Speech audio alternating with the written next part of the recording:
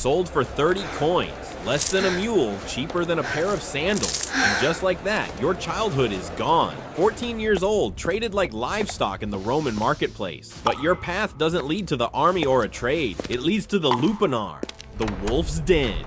And once inside, you're not the hunter, you're the prey. You weren't the only one, but it didn't feel like that made it easier. The cart you rode in creaked under the weight of silent bodies. Boys your age, some younger, all staring at nothing. A few had once been free sons of Gaulish warriors, captured when their villages burned. Others, like you, had been sold by fathers who measured survival in coins. One boy whispered that he had been promised work in the city, only to wake up in chains.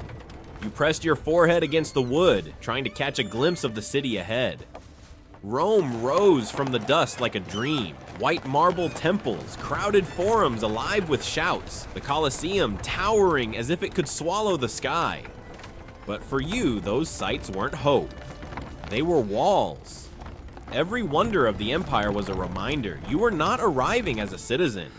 You were arriving as someone else's possession. The road ended not at freedom, but at the wolf's den called lupanar.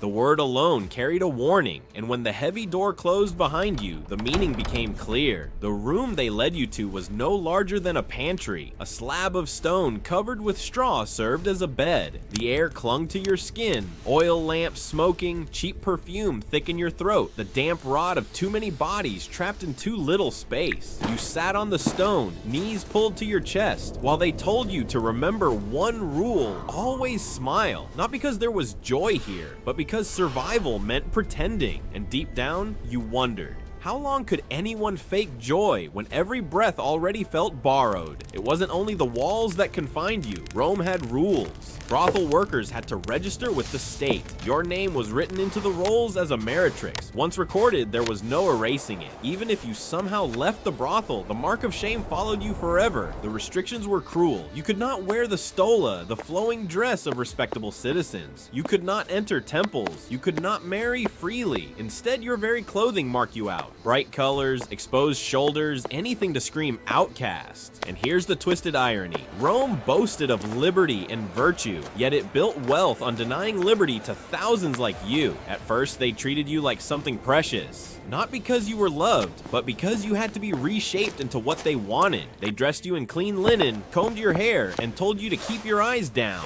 Every gesture was monitored, every word corrected. You learned to walk softly, to hold your shoulders just so, to smile when spoken to. But beneath that polish lay something darker. Piece by piece, your individuality was stripped away. Even your name no longer belonged to you. They replaced it with something poetic, chosen not to honor who you were, but to disguise what was being taken from you. A fantasy written over a child. By the time they told you that you were ready, it was already too late. Your childhood had ended quietly, long before your body had even finished growing. When the clients began arriving, it was never a choice. They came in endless variety. Soldiers returning from bloody campaigns, their hands still calloused from swords. Merchants with purses swollen from trade routes stretching across the empire. Even noblemen wrapped in spotless white togas. The same men who praised virtue in public and indulged in vice in secret. For them, this was amusement, a passing thrill purchased without thought. For you, every visit was another scar, invisible yet lasting. The coins exchanged hands again and again, a constant reminder of your worth reduced to metal. And here lies the cruel irony. You had been sold once for 30 coins, yet in a single week you could bring in 10 times that for the brothel. Still, none of it touched your palm. Profit flowed upward, never outward. You were the source of wealth, yet never its beneficiary. And tell me,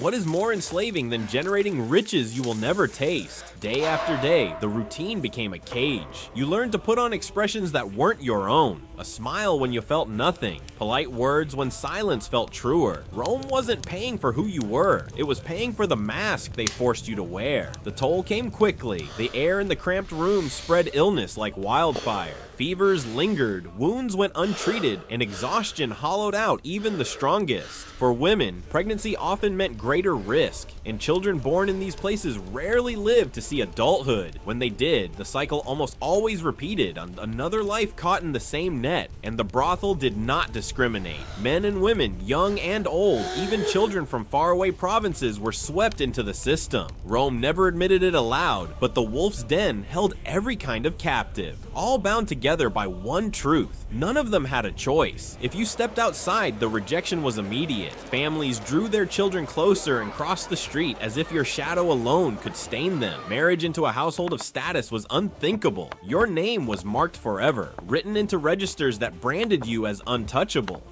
Even the temples, places meant for prayer and forgiveness, closed their doors to you. Perhaps the cruelest wound came from freedmen, those who had once worn chains themselves. Eager to prove their place in society, they avoided you too, turning away as if your existence threatened their hard-won dignity. Every glance reminded you that you were not seen as a citizen with rights, only as property that happened to breathe. And yet, here was the bitterest irony of all. The very senators who condemned you in daylight often crept into the lupanar at night. Rome thrived on this double standard, preaching virtue, but feeding on vice. Years passed, and your body moved like clockwork, the same ritual night after night, dipping your hands in oil, brushing out your hair, wrapping gauze across your shoulders. What once felt humiliating became routine, and routine hardened into numbness. For a time, that routine sold well. Clients even paid extra just to watch you prepare, whispering that you were graceful, refined, perfect. But their praise was never about you, it was about the illusion. In Rome, you weren't a person, only a performance, and performances don't last. When the shine faded, so did your worth. By 17, the decline was clear. Your body slower, your glow gone, and clients turned to younger faces. Silk became rough cloth, perfume vanished. You still smiled when called, but every gesture was hollow, just habit without life.